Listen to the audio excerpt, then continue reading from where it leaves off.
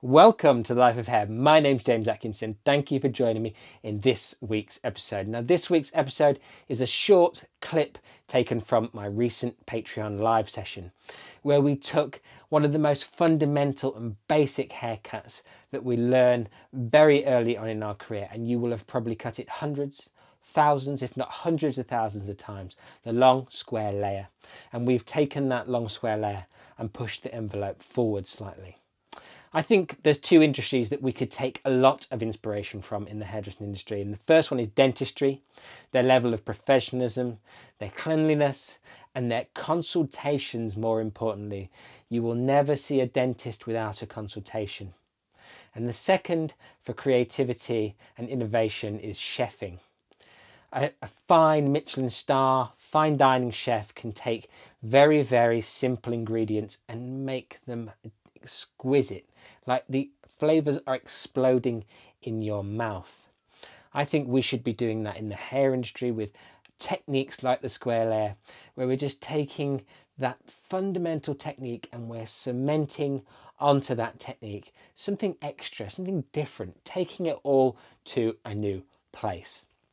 And for me, that is my mission as I move forward in my career and start to develop the Life of Hair Digital Academy. The Life of Hair Digital Academy is coming at some point in the future. And for me, the essence of that will be to make training accessible to all age groups, no matter whether you're young or old, new to our industry or a seasoned professional, that you want to take those skills and you want to keep developing them. You want to gain new skills and get the insights into the latest techniques that come into our industry through fashion innovation. So if you want to be part of that journey for a massively discounted rate, joining the Patreon right now, you as an early adopter will be on a frozen membership. Your membership will be as cheap as I could possibly offer it to anybody, because you supported me in these very early days of me developing, growing and putting together the Life of Hair Digital Academy, which is happening day on day on day as we speak. I cannot wait to share with you what I have discovered on this journey, the things that I want you to know about the hairdressing industry. And I also want to help you grow your businesses as hairstylists and show you that the opportunities to make a very good living as a hairstylist are at your fingertips. Anyway, guys, that's enough from me. I hope at some point in the future we get to meet each other, either over on my Patreon or on the Life of Hair Digital Academy. Enjoy this snippet from last week's live. And if you do enjoy it, you know what to do. Do me the massive favour of hitting that thumbs up button and stoking that YouTube algorithm. Leave me a comment down below and also smashing that subscribe button if you haven't already. And a massive thank you to everybody who has. It is hugely, hugely appreciated. Have a wonderful week. Stay safe, stay sane, and I'll catch you in the next one. The protection of the weight in this front area for me is so important, because if we look on most people's heads, I know this is a mannequin head, so it's slightly different, but in this area here above the ear, there's just not a lot of hair to, you know, cut effectively.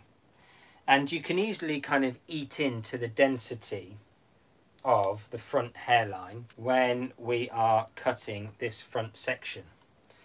So 99.999 times reoccurring, I start every layered haircut, long layered haircut, in the front, because I'm very, very aware of leaving the density in this hair here. What we've got then is protection of density, and then I subdivide a piece of hair in this top section through the centre of the parietal ridge. Now I don't then generally bring this hair into my layers. So I've got this whole section. What I'll do is I'll pick up this whole section and I will over direct this section back to the highest point on the head. This will then help to avoid that kind of short layering thing that can happen, that's not graduation around the face, it's just where the shorter layers of the haircut sit. So then I'll elevate this section up. I'm going to cut this section from this side so you can see my over direction. and then the other side I'll stand in a different place. So elevate the hair straight up, and I'm just going to cut a square line. So there we go, nice and square. Now if that over direction was a big factor, the hair that we're about to check will be longer towards the front. But what we're going to find is that it's virtually square. Can you see that? It's virtually square. We have got the tiniest little bit of over direction towards the front there. And what that will do is help to protect this front hairline from those kind of layers that can look like they start and really take out a lot of weight. They can sit really awkwardly, especially on curly hair types, in this front area here. We have got a little bit of that because that's the nature of layering hair. When we travel through to the front hairline, we're going to get this shape that I hope everyone can see.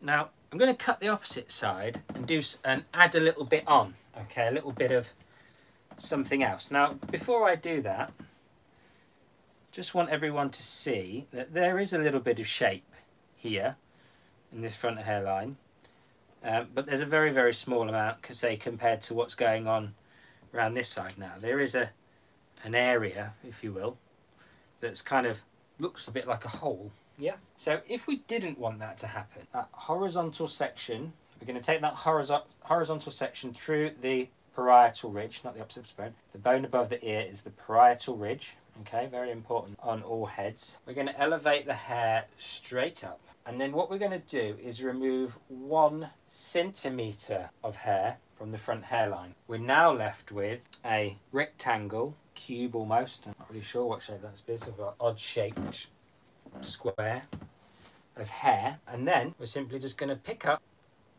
a piece of our hair from our opposite side, and there we have our guide. So we're going to over direct our hair back again to the highest point on the head. We're going to get a clear visual on our guide, and we're going to cut a square line. So now what we've done, and again cross check in the opposite direction just very quickly, we've cut pretty much a dead square line by over directing back. But because we've disconnected that front hairline, we will have protected so much more of that front corner that we lost on the opposite side. And if the hair is not previously layered, visually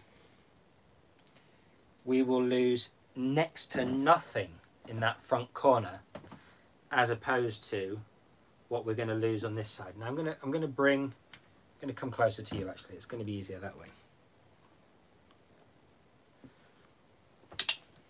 So on this side, we've retained a much more dense corner.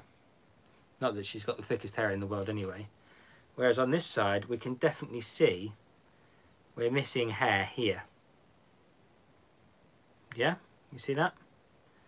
So if we want to retain the weight in the front corner but still layer the hair, then we can just disconnect that front hairline.